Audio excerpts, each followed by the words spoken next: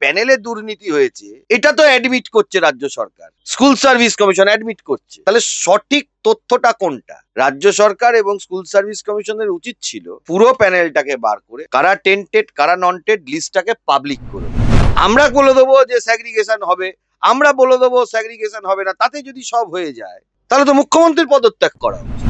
আমি তো বলেছি 5,000 ছেলে ভুয়ো, পরে বলেছি 10,000 ছেলে ভুয়ো, তার বেশি তো বলিনি। কালকে সুপ্রিম কোর্টে শুনানি, সবাই দেখেছে।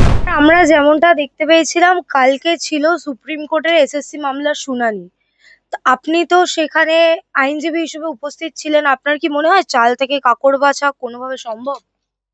দেখুন, আমাদের তরফ থেকে যে আর্গুমেন্টটা আমরা করেছি যে চাল থেকে কাকড় বাছা, এটা সম্ভব না। তার মূল কারণটা আমরা যেটা দেখিয়েছি সেটা হলো যে এই চাল থেকে কাকড় বাছার দায়িত্বটা কার? এটা তো আমাদের দায়িত্ব না। যে যারা টেন্টেড ক্যান্ডিডেট বা যারা নন টেন্টেড ক্যান্ডিডেট, যারা সুপ্রিম কোর্টের কাছে আবেদন করেছেন, তাদেরও দ্বারা এটা সম্ভব না। সেন্ট্রাল ব্যুরো অফ ইনভেস্টিগেশন যারা ইনভেস্টিগেশন করেছেন, যে এজেন্সি, তাদের দ্বারাও এই চাল থেকে কাকড় বাছা সম্ভব। এটা তাদের দায়িত্বও না, সম্ভবও না, এখতিয়ারও নেই। তিনটের কোনোটাই কারণ নেই।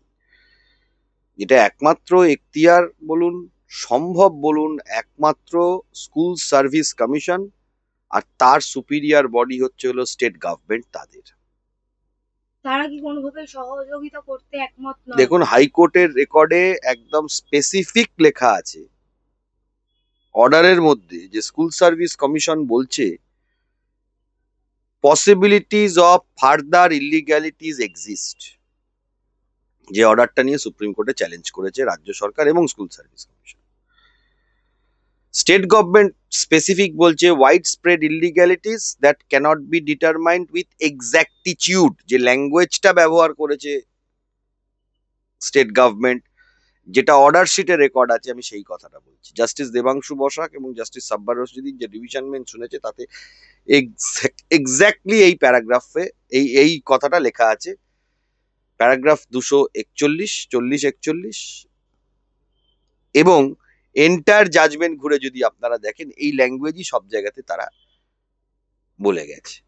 তো যদি এক্স্যাক্ট কতজন দুর্নীতি করে চাকরি পেয়েছে সেই ফিগারটা পাওয়া না যায়, তাহলে সুপ্রিম কোর্টের এটাই জাজমেন্ট বিভিন্ন মামলার ক্ষেত্রে, যে প্যানেল বাতিল করেছে সুপ্রিম কোর্ট।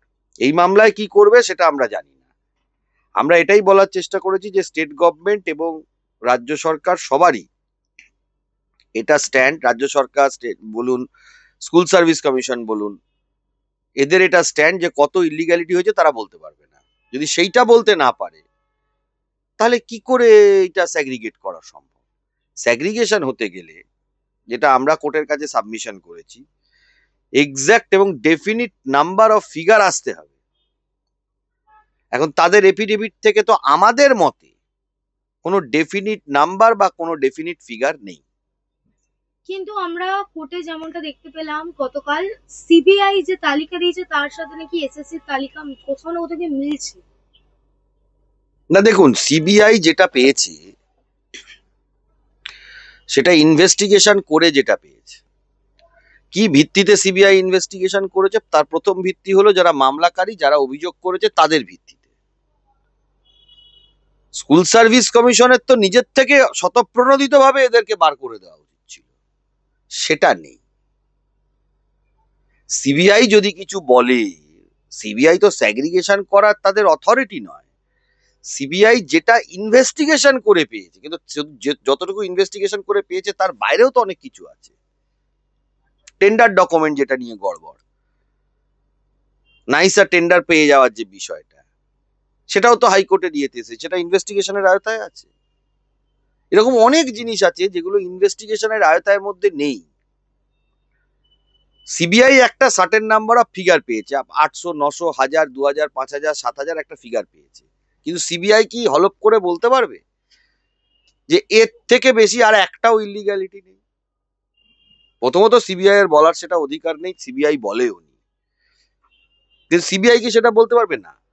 এখানে মূলত টেন্টেড ক্যান্ডিডেটদের বাঁচানোর চেষ্টা করছে রাজ্য সরকার। রাজ্য সরকারের যেটা মোটিভ বা যেটা ইন্টেনশন, আমি বারবারই বলছি, যে টেন্টেড ক্যান্ডিডেটরা যদি না বাঁচতে পারে, তাহলে নন টেন্টেড বা জেনুইন ক্যান্ডিডেটদের যেন চাকরিটা যায়, এই মোটিভে রাজ্য সরকার চলছে। অন্তত রেকর্ড তাই বলছে। যদি তাই হতো তাহলে রাজ্য সরকার স্পেসিফিক বলতো যে এতগুলো টেন্টেড, এতগুলো নন টেন্টেড। এই যে নন টেন্টেড এর তালিকা, সেটা আমরা প্রকাশ করছি। তাদের নাম্বার এই, তাদের মার্কস এই, তাদের রোল নাম্বার এই, তাদের আইডেন্টিফিকেশন এই, তাদের ওএমআর এই, যা পাওয়া গেছে তাই দিয়ে তারা তারা প্যানেলের থেকে যাচ্ছে। যদি রাজ্য সরকারের সদিচ্ছা থাকতো যে আমি জেনুইন ক্যান্ডিডেট যারা তাদেরকে বাঁচাবো এবং টেন্টেডদের হাঁটাবো। আপনি যদি প্রথম থেকে দেখেন মামলা শুরু থেকে শেষ পর্যন্ত, শুধু এখানে সুপ্রিম কোর্টের কথা বলছি না, যখন কোনো লোকের চাকরি চলে যাচ্ছে রাজ্য সরকার অ্যাপিল করছে। সিবিআই হলে রাজ্য সরকার ডিভিশন বেঞ্চ, সুপ্রিম কোর্ট করেছে, এটা তো অস্বীকার করার জায়গা নেই। যদি সিবিআই তদন্ত করে তাহলে টেন্টেড ক্যান্ডিডেট ধরবে, রাজ্য সরকারের অসুবিধাটা কোথায়? কিন্তু রাজ্য সরকারকে তো একটা জিনিস বলতে, পরীক্ষা তো রাজ্য সরকার নিয়েছে, স্কুল সার্ভিস কমিশন নিয়েছে, রাজ্য সরকারের অধীনে। ইন্ডিপেন্ডেন্ট বডি হতে পারে, কিন্তু তার সুপিরিয়র অথরিটি তো স্টেট গভর্নমেন্ট। তো স্টেট গভর্নমেন্টের একটা পরীক্ষা, স্কুল সার্ভিস কমিশন একটা আর্টিকেল 12 অথরিটি, এটা তারা বলতে পারবে যে কতজন টেন্টেড, কতজন নন টেন্টেড। কারণটা যেটা, মূল কারণটা যেটা, কোনো অফিসার এই দায়িত্ব নিতে পারবে না, যে যত পাওয়ারফুল অফিসারই হোক, যে ভবিষ্যতে আরো 4টে ইলিগ্যালিটি বেরোবে কিনা। এ দায়িত্ব নেওয়ার মতন ক্ষমতা যে যা হয়েছে স্কুল সার্ভিস কমিশনে, কোনো অফিসারই এই দায়িত্ব নেবে, যে নেবে সে ফেঁসে যাবে। তো কিন্তু দাদা ঠিক সেই জায়গায় দাঁড়িয়ে যে সকল শিক্ষক শিক্ষিকা বলুন বা চাকরি প্রার্থী যারা রাস্তায় আন্দোলন করছেন, তারা বারংবার বলছেন যে আপনারাই সিবিআই তদন্ত চেয়েছিলেন, কিন্তু সিবিআই সেগ্রিগেশন করার পর আপনারা সেটা মানছেন না। না না, কে বলেছে সিবিআই সেগ্রিগেশন করার পরে মানছি না? আমরা বলছি সিবিআই যে লিস্টটা দিয়েছে, সিবিআই এর লিস্টে সিবিআই তার সেগ্রিগেশন করতে পারবে। যদিও বা সেগ্রিগেশন করার অথরিটি সেটা না। আমরা যদি মেনেও নিই যে সিবিআই এর লিস্টটা স্যাক্রোসেন্ট, তাতে কি এনাদের চাকরি বেঁচে যাবে? মানতে হবে রাজ্য সরকারকে। রাজ্য সরকার কিন্তু সিবিআই এর লিস্টটা হ্যাঁও বলছে না, নাও বলছে না। বলছে হলো we don't question the genuinity of the document seized by CBI. We don't question the genuinity, এই কথাটার মানে কি? আইদার আপনি বলুন যে সিবিআই মানি না, অথবা আপনি বলুন যে সিবিআই মানি। এই যে গোলমেলে একটা শব্দ কোর্টের কাছে বলে রাখা, এবং সেটা কিন্তু একটা মামলা বা একটা শুনানিতে নয়, বারংবার মামলা এবং বারংবার শুনানিতে এবং প্রতিটা স্তরের শুনানিতে রাজ্য সরকারের এইটাই স্ট্যান্ড। তাহলে পঙ্কজ ব্যাঞ্চল থেকে যে ডাটা উদ্ধার হয়েছিল, সেই ডাটা কি 100% সঠিক? দেখুন, সেন্ট্রাল ব্যুরো অফ ইনভেস্টিগেশন তদন্ত করে সেই ডাটা বার করেছে। যদি কেউ সেই ডাটার কোয়েশ্চেন করে যে ডাটাটা বেঠিক, তাহলেও পুরো প্যানেল চলে যাবে। কারণ প্যানেলে দুর্নীতি হয়েছে, এটা তো অ্যাডমিট করছে রাজ্য সরকার, স্কুল সার্ভিস কমিশন অ্যাডমিট করছে। তাহলে সঠিক তথ্যটা কোনটা? রাজ্য সরকার এবং স্কুল সার্ভিস কমিশনের উচিত ছিল পুরো প্যানেলটাকে বার করে কারা টেন্টেড কারা নন টেন্টেড লিস্টটাকে পাবলিক করে দেওয়া। ভবিষ্যতেও এই জিনিস চলবে আমরা জানি, এবং ভবিষ্যতেও আরো কিছু ছাত্রছাত্রী এবং ভবিষ্যৎটা নষ্ট হবে শুধুমাত্র রাজ্য সরকার এবং রাজ্য সরকার চালাচ্ছে যে প্রশাসন তাদের জন্য। এখানে কাউকে দোষ দিয়ে কোনো লাভ হবে না। আমি তো বলবো যারা ক্যান্ডিডেট রয়েছেন, যারা মনে করছেন যে যারা নিজেরা জেনুইন, স্কুল সার্ভিস কমিশনকে বলুন। এখন তো মামলা শুনানি হয়ে গেছে, এখন বলে তো আর কোনো লাভ নেই। কিন্তু স্কুল সার্ভিস কমিশনের উপর তো বলাটা উচিত ছিল। রায় কি হবে দেখুন দাদা, দেখুন আমি সেটা বলতে পারবো না, কিন্তু আমাদের কাছে যে পিকচার বা ক্লিয়ার যে ডকুমেন্টস যেগুলো উঠে এসেছে, যে এফিডেভিট গুলো উঠে এসেছে, তার থেকে ডেফিনিট নাম্বার অফ ইলিগ্যালিটি বেরোচ্ছে না। 10টা এফিডেভিটে 10 রকমের স্টেটমেন্ট। স্কুল সার্ভিস কমিশন যে এফিডেভিট জমা দিয়েছে কোর্টের কাছে, তাতে 10টা এফিডেভিটে 10 রকম স্টেটমেন্ট। এবং স্কুল সার্ভিস কমিশন যে ডেলিবারেটলি স্ট্যান্ড চেঞ্জ করছে, সেটাও সুপ্রিম কোর্টের রিম্যান্ড ব্যাক অর্ডারের মধ্যে লেখা আছে। দাদা আমার শেষ প্রশ্ন, প্যানেল ক্যান্সেল হওয়ার সম্ভাবনায় কি সেই কোথাও না কোথাও গিয়ে দাঁড়াচ্ছে? দেখুন, কোনো জেনুইনের চাকরি যাক এটা কেউ চায় না, সুপ্রিম কোর্টও চায় না। যে দেখবেন যতগুলো জাজমেন্ট সুপ্রিম কোর্ট দিয়েছে, তাতে সুপ্রিম কোর্টের যে আইনটা লে ডাউন করেছে বা যে লটা লে ডাউন করেছে, দেখুন বাজারে অনেকে অনেক কথা বলতে পারে, সুপ্রিম কোর্ট কি আইনটা তৈরি করেছে সেটা তো দেখতে হবে। সেখানে বলছে যেখানে স্যাগ্রিগেশন পসিবলই হচ্ছে না, সেইখানে পুরো প্যানেল বাতিল হবে। এই যে স্যাগ্রিগেশনটাকে পসিবল করবে বা ইম্পসিবল করবে কে? এটা কি আমরা? আমরা বলে দেবো স্যাগ্রিগেশন পসিবল, তাহলে তো যদি তাহলে আমরাই সব থেকে, তাহলে সরকারে ওদের থাকার দরকারটা কি আছে? পদত্যাগ করা উচিত মুখ্যমন্ত্রীর।